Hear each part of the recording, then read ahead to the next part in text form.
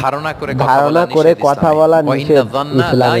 মিজানুর রহমান আজহারী মুফতি আল্লাহ বলেন ধারণা কখনো সত্যের বিকল্প হতে পারে না, আপনাকে সত্যটা জেনে বলতে হবে। আমরা এরকম সমাজে অনেক করি, অনেক আপনি পাবেন। ধরেন যে আপনাকে আপনার এক বন্ধু দেখলো, রিক্সা দিয়ে যাচ্ছেন, আপনার পাশে এক নারী বসা, তো সে অনেক কিছু খারাপ ধারণা করতে পারে। এরকম হয় না সমাজে? তো এমন হতে পারে যে আপনি আপনার ছোট বোনকে নিয়ে বেরিয়েছেন, হতে পারে না? কিন্তু আপনি তো একটা ধারণা করে ফেললেন অন্য কিছু।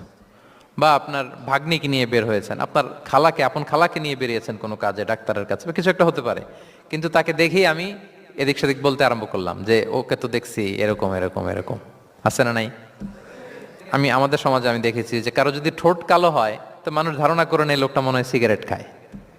কিন্তু সিগারেট সেবন করা ছাড়াও কারো ঠোঁট কালো হতে পারে কি পারে না বলেন? ভিডিওটা শেয়ার করে দিন, এগুলো অন্য সমাজে প্রচলিত। ভাইকে বিয়ে দেখার করার সুযোগ পর করে পর দিন। ইমিডিয়েট যদি কেউ একটা গাড়ি কিনে বা হুন্ডা কিনে